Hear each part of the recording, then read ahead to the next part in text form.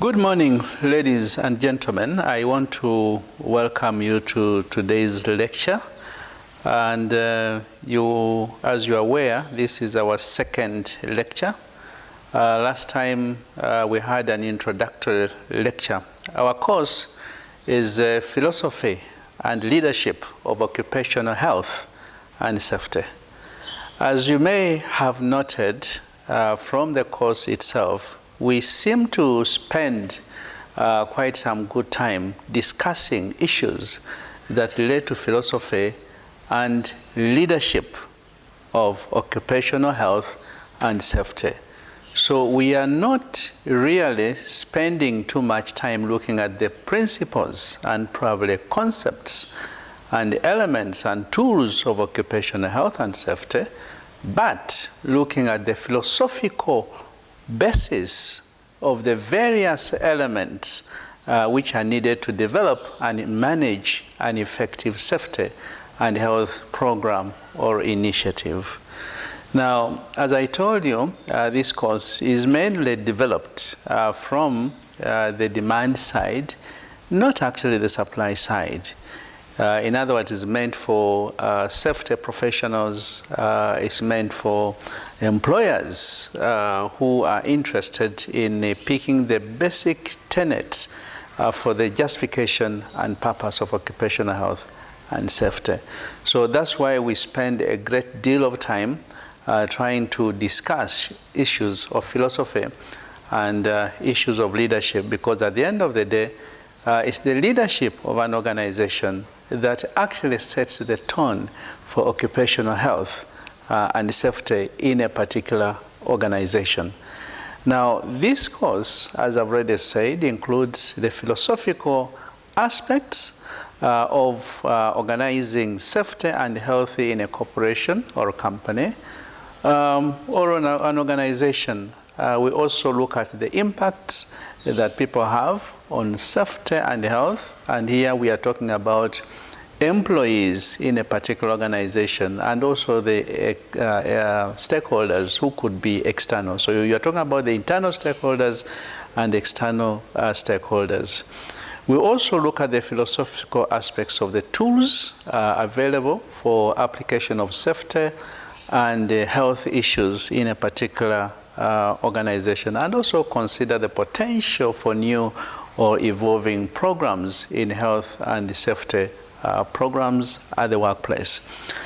Now, the philosophical approach to this program involves a number of issues, as we shall be seeing later on.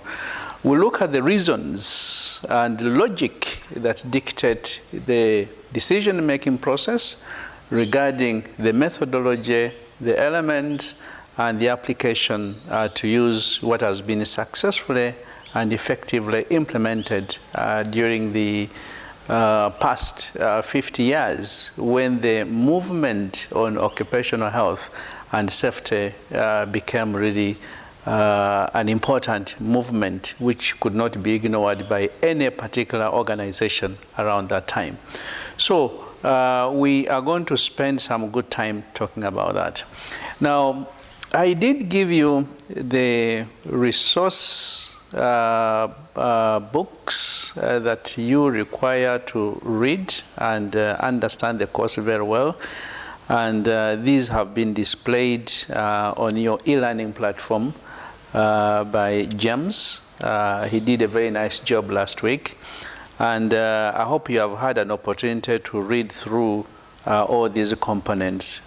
We went through the course outline, and I did tell you what the course entails and the assessment approaches that we are going to adopt in this course. As you're aware, courseworks take 60% of your marks, and the final exams only takes 40%. So you'll be doing a lot of project work during this time and engaging in discussions and presentations. And it doesn't matter whether we are in the same setting or probably in different locations. The e-learning platforms at least help us to share ideas and also to interact and have discussions and presentations at the same time. If you recall, our topic number 1 was actually addressing issues that relate to ethics in environmental health and safety. And of course, topic number 2 deals with issues of work health and safety.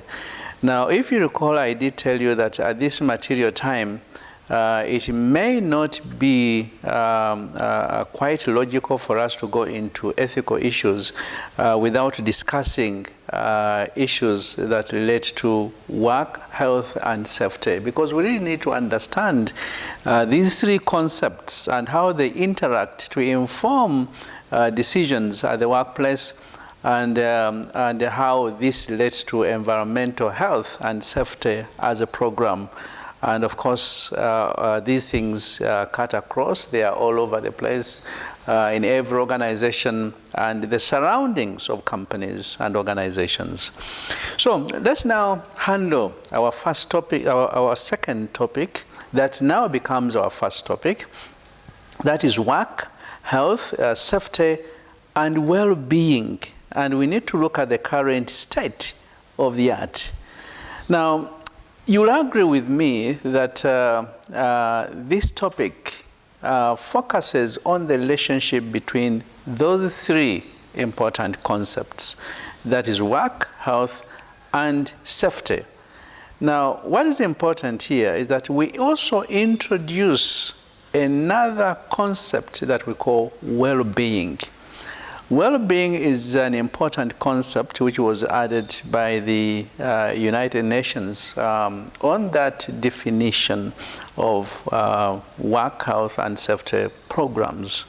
Now, as you can see, the work environment and the nature of work itself are both important influences on health. The work environment, the nature of the work, do influence the health, safety, and well-being of an individual. So as a result, workplace health and safety, or occupational health and safety, have been key areas of concern for many years. And every employee at the workplace is certainly concerned about his or her well-being, is concerned about the health and the safety. Unfortunately, very few organizations do think about these things. They only wait for a time when an employee gets a problem at the workplace, and they just wake up and they try to do something at that material time. So we do not seem to pay attention to employees, and more specifically thinking about the well-being of employees, the health and safety.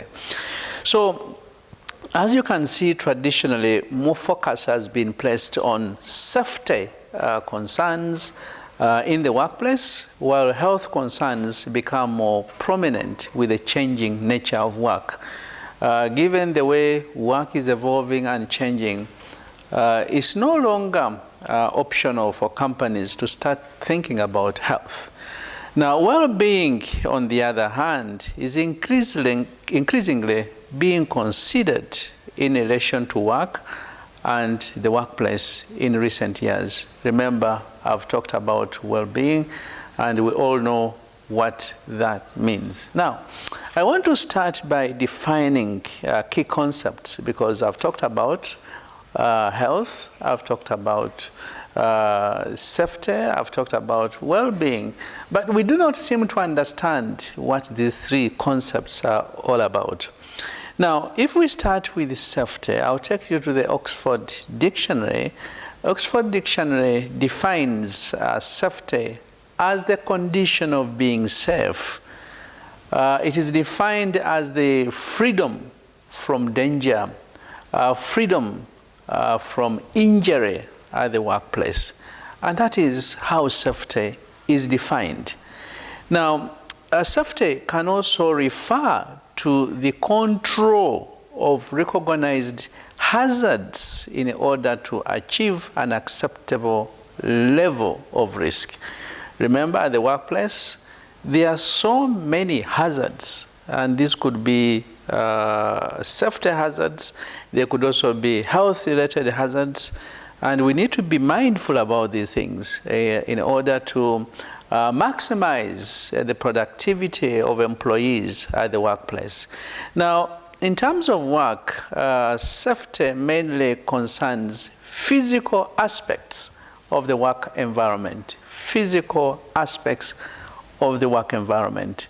So that is how the concept of safety is defined. Now, I want you to note that with the changing nature of work at the workplace, there are so many other things that have come up and somehow related to the concept of safety, as we have seen. And these aspects actually relate to what we call psychological aspects or social aspects of the work environment. Now, the work environment poses challenges, numerous challenges to the employees, and these challenges could actually be psychological in nature or social in nature. And we just have to understand what that means, because at the end of the day, these will have an impact on the health of an employee at work. So that is what it is. Now, I think we can now go to the definition that has been given by the World Health Organization. Now, World Health Organization defines health as a state of complete physical, mental, and social well-being, and not merely the absence of disease or infirmity. And that is World Health Organization 1948 did define what health is as a state of complete physical, mental, and social well-being of an employee. So we do not only look at the absence of disease or infirmity, but we look at the state of complete physical, mental, and social well-being. And that's why we are looking at this concept of occupational health and safety at the workplace. Now, that definition that I've just given you has been promoted in a holistic view or perspective. So this definition somehow helped us and professionals in the area to understand and define occupational health and safety in a holistic version or perspective, but not looking at those piecemeal aspects that I have already referred to, like the mental aspects, like infirmity and so forth. But there is that holistic perspective of health, away from a mere focus on physical aspects towards considering social and mental health aspects, as you can see. Now, it is very important for us at this material time to reflect on a few things. Although the World Health Organization definition of 1948 that I've just given you already referred to a state of well-being, the definition of well-being includes additional dimensions to health. And these include social, they include economic, they include psychological, and they also include spiritual aspects. And that's why now the workplace also looks at issues of spirituality. And these must be understood in the context of the organization and what the organization strives to achieve during a particular time. Now, I will also define well-being in this case. Now, well-being refers to a good or satisfactory condition of existence. It refers to a state that is characterized by health, a state that is characterized by happiness, and a state that is characterized by prosperity. And that's why these days it is a common fashion for employees to start talking about happiness at the workplace. In fact, we've done some research work in the area of happiness, and if you go to the internet, you'll see some publications that we have come up with in this area. So it's quite important for us to understand that happiness is an aspect of well-being. It's quite important for us to understand that health is an aspect of well-being, and prosperity is part of happiness, is part of well-being. So employees must prosper at the workplace. Employees must be happy, and employees must be healthy in this sense, as you can see. So this means that at the workplace, employers, leaders must be able to put in place programs that not only promote the well-being and the health and the safety of the employees, but helps these employees achieve their maximum potential. And that's why your course looks at the philosophical and the leadership aspects of occupational health and safety program. So we are not only articulating the concepts of occupational health and safety, but we also go into the philosophical orientations. And the moment we start talking about philosophical aspects, we are dealing with the concept of being. So we go into what we call ontology at the workplace, the ontological variants or perspectives of an employee at the workplace.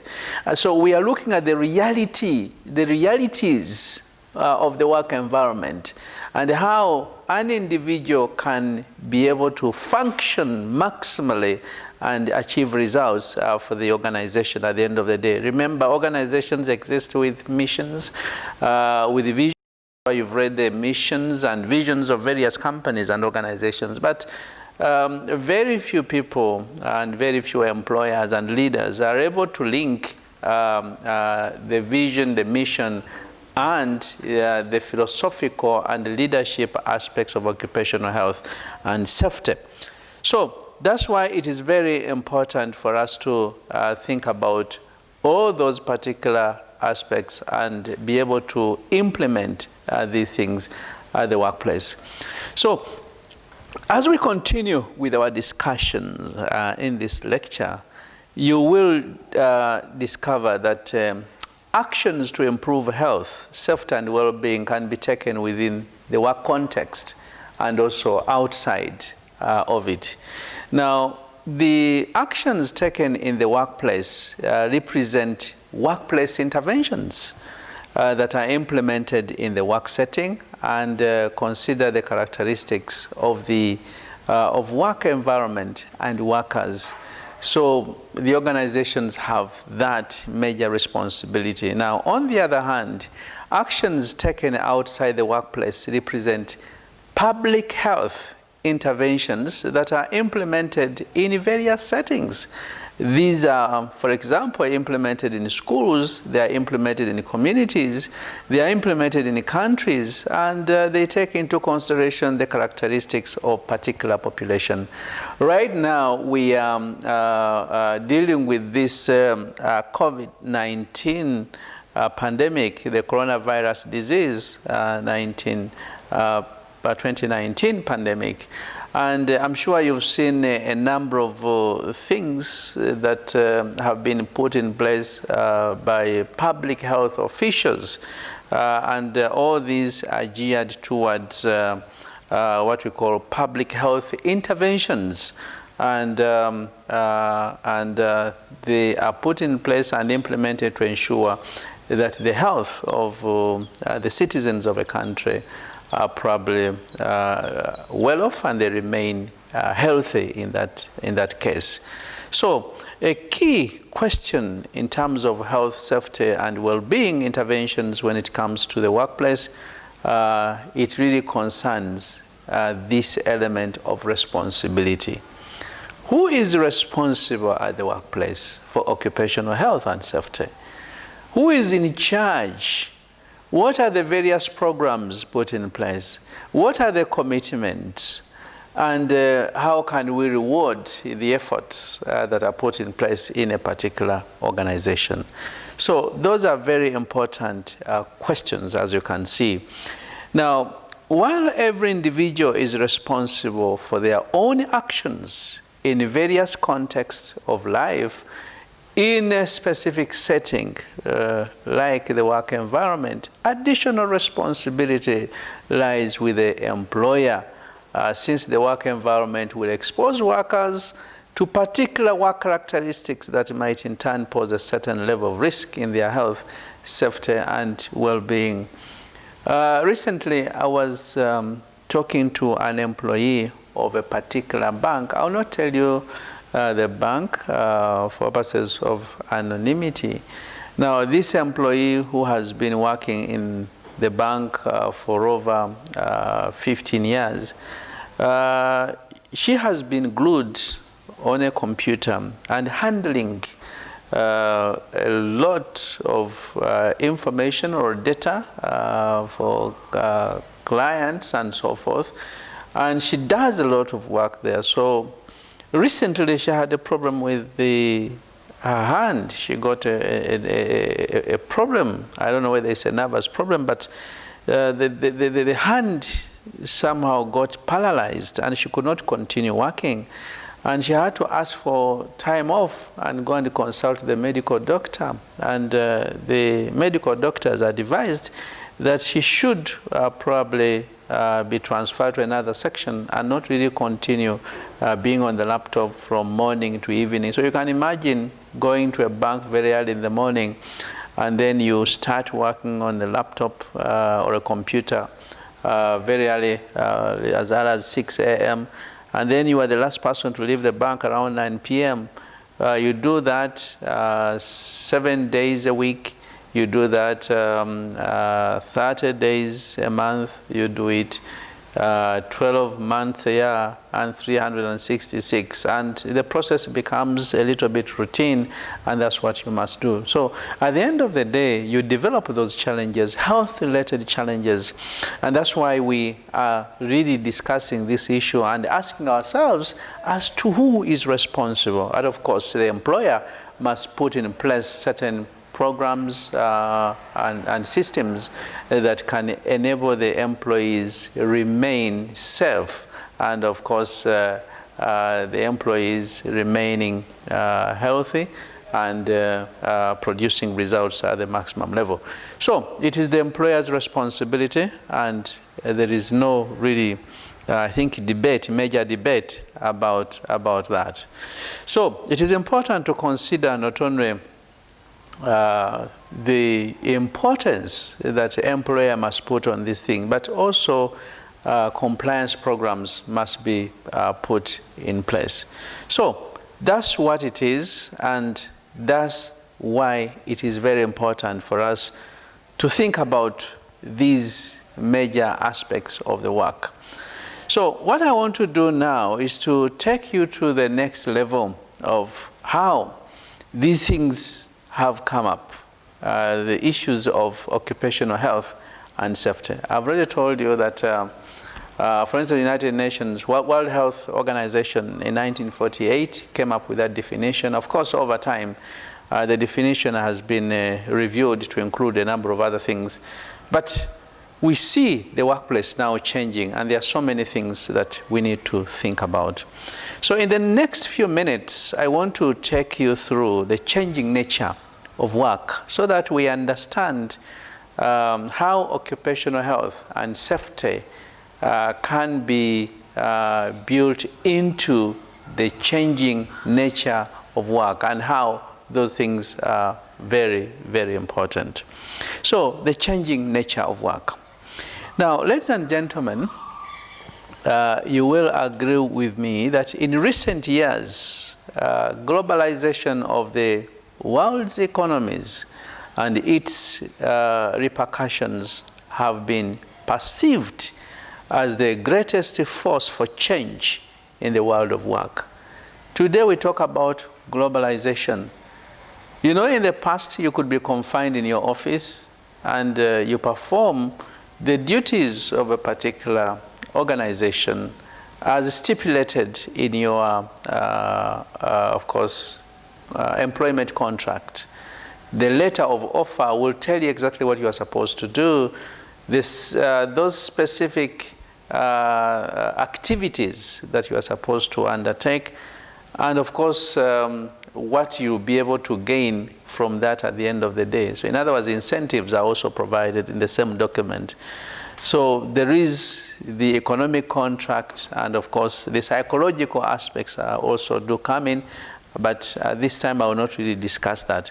But today, given the globalization trends, you can actually sit in your office. You can even work from home, by the way. And this is what is happening during the coronavirus disease pandemic period.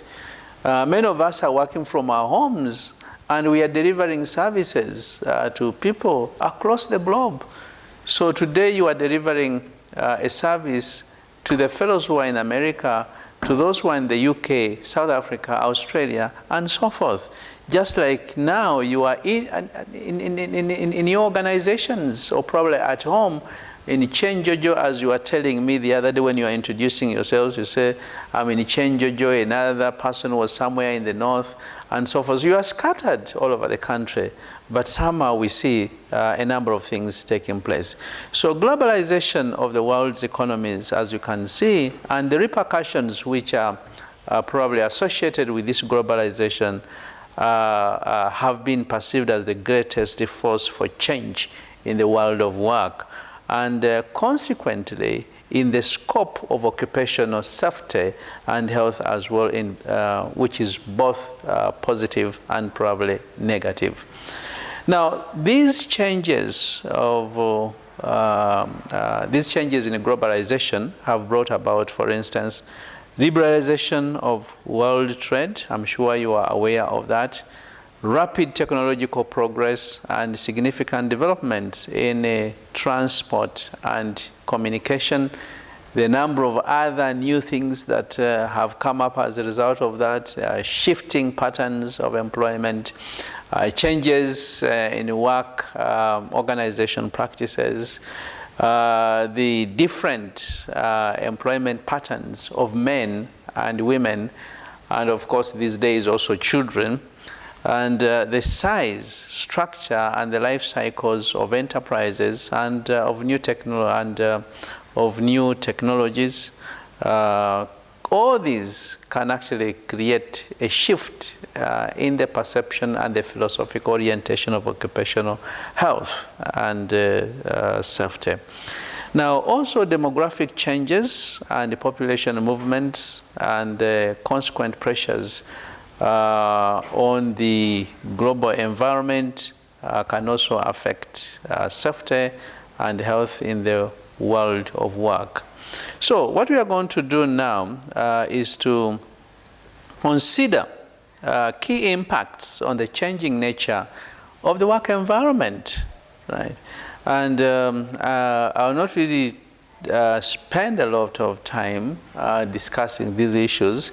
What I'll do, by the way, I hope you have had an opportunity to read the books that I sent you. Every information is there, but I'll also send you these summarized notes so that you are able to follow the thought that I'm trying to develop in this case here.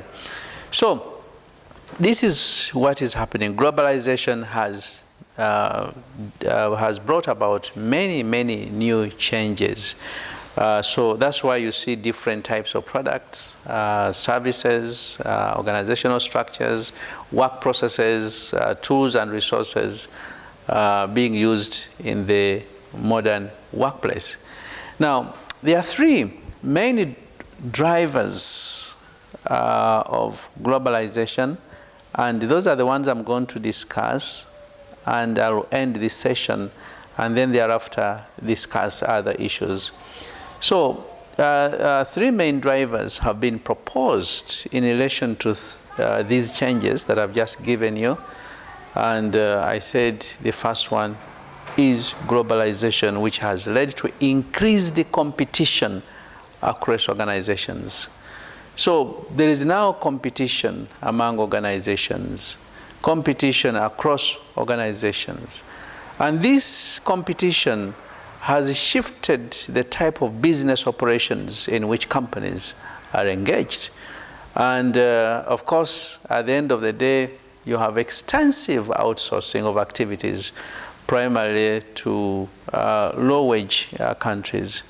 So outsourcing is an issue that you cannot ignore because of globalization. We do not have to do everything as a company, as organization, but what we do, we specifically concentrate on the value-adding activities that, that represent our capabilities, and then outsource the rest that we actually need from other organizations. So that is an element that is very important. Now, I want to invite you to read a journal article that is published by Flanagan 2006. Now, Flanagan 2006 attempted to examine the effects of globalization on working conditions. Now, in his paper, his concern was about the hours worked, the remuneration that the employees get, and the safety at the workplace. Now, Flanagan 2006 concluded that globalization, for example, has led to greater flexibility of the work process. Flanagan also concludes that with more part-time employment and temporary employment and independent contracting of staff, it is possible to achieve results in an organization. So that is Flanagan 2006. Now, another study was conducted by Houtman and Van den Bosch in 2006 still, and he confirmed the conclusions given by Flanagan on the basis of Eurostat data, reporting that more employees in Europe hold a temporary employment contract, and yet more people will work on call. So that is an effect of globalization, and it's important for us to recognize that. So as we try to rethink the workplace, we need to think about those issues as well. So the same studies highlight that the average wage growth has not been equivalent to growth in labor productivity, which is also an outcome of the erosions of the bargaining power of workers in the process of globalization. So that is an element that is vital for us to consider, the issue of globalization. Let me turn to the second aspect, which is an issue of organizational restructuring. Restructuring is a reality today. If you visit a number of organizations, in fact, without even going very far, let me just remind you of what companies are doing during this COVID-19 period, or pandemic period. Many organizations have decided to lay off staff. Some of them are becoming a little bit lean, and they have to rethink their work processes. And I want to tell you that the organization or the company that existed prior to COVID-19 will not be the same organization that we shall see tomorrow after the impact of COVID. Companies have to rethink, and they have to come up with new work procedures and processes. And all those things have an effect on occupational health and safety and well-being of employees. We used to have jobs where individuals would be employed and they would be on permanent and pensionable basis. But that is not possible today. Today, you have to think very, very fast. And that's why most of the jobs are actually on contract. So if you perform and you continue performing and you're very productive, you will remain at the workplace and work. But if you cannot, then you will certainly lose that contract to somebody else. So organizational restructuring has been on the increase due to economic crisis in different parts of the world. And these certainly have an impact, as I said, on occupational health. Now, organizational restructuring, as you can see, is accompanied by job insecurity. And if there is job insecurity, this will have a negative impact on the well-being of employees. And the psychological impact might be great, meaning that now employees at the workplace must develop what we call resilience to continue working. So, as you can see, organizational restructuring creates job insecurity, and it can result in unemployment with the subsequent negative impacts on health, safety, and well-being. So those are specific issues, and I think when you will get the handout and the books, you'll be able to understand that concept further. Again, organizational restructuring has created this concept of the survivor syndrome. I mean, if you're about 10 employees and 5 are laid off and the 5 remain at the workplace, they will not produce results and they will not even function at the maximum level.